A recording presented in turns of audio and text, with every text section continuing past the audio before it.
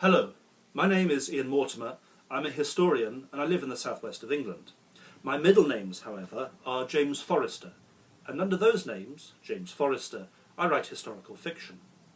What business does a historian have writing historical fiction, you might ask? After all, they're polar opposites. One is retelling the truth as it really was, and the other is telling a good story.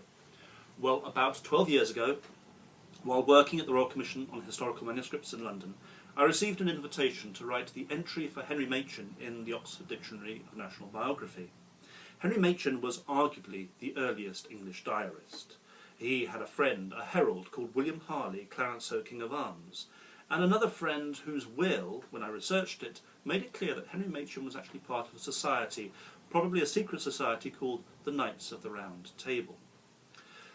Exploring the intricacies of these men's lives alerted me to the potential for a novel set in 1563, drawing together the threads of political plotting that were going on in the early years of Queen Elizabeth's reign.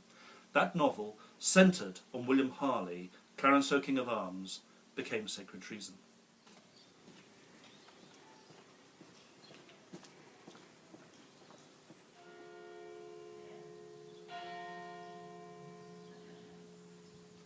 One of the things about living where I do in the southwest of England is that quite a lot of the buildings and the roads haven't changed that much.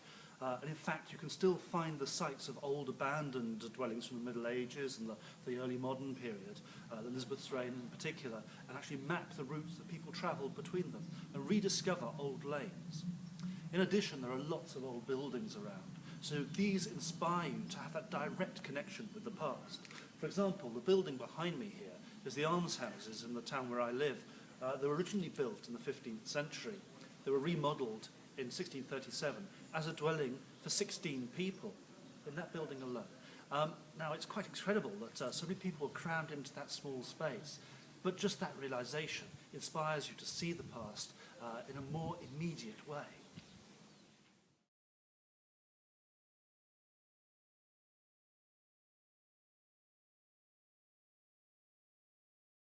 One of the key differences between the 1560s and the modern world is the importance of religion, and especially religious upheaval. Queen Elizabeth in 1558 to 1559 brought back in the Protestant revolution of her father, Henry VIII, immediately after Mary's reign. There are a lot of people in England who want to remain loyal to the Pope, to remain Catholic, and Protestant England is now established in Queen Elizabeth's reign. So it's a very dangerous time to be a Catholic, as our leading man, William Harley, Clarenceux, King of Arms, is. In fact, you can go so far as to say that people really have to rack their consciences as to the way they think the world operates.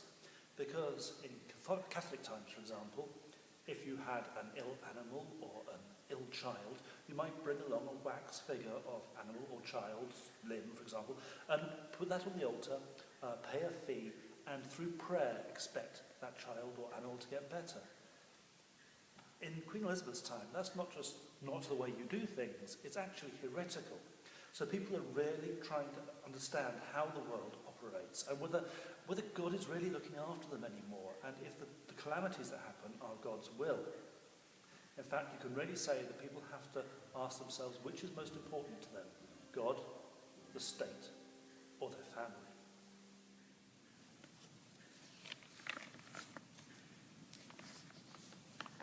Sacred Treason is the first volume in a trilogy of novels.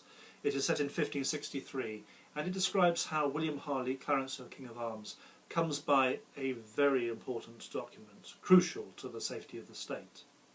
Its successor, The Roots of Betrayal, is the second volume in the sequence, set in 1564, and that tells the story of how he recaptures the document after it is stolen from him. The third volume, The Final Sacrament, brings the whole story to a conclusion, and that's a pile of paper still on the other side of the room. I haven't written that one yet. Over the three, I hope you get a sense of how different the past is and the importance it pays to religion and certain sort of areas of conscience. Very different from the modern world, where the loyalty questions of loyalty to your state, loyalty to your family and loyalty to your spouse, loyalty to your religion are very, very different. But at the same time, I hope you get this sense that it's not just about the past. These questions of loyalty are questions that really have meaning for us in the modern world as well as then, and in fact in all ages. What I'm trying to do in historical fiction is draw attention to those truths which are true for humanity in all times, not just in 1563, 1564, 1567, but also now and in the future. I hope you enjoy them. Thank you very much for listening.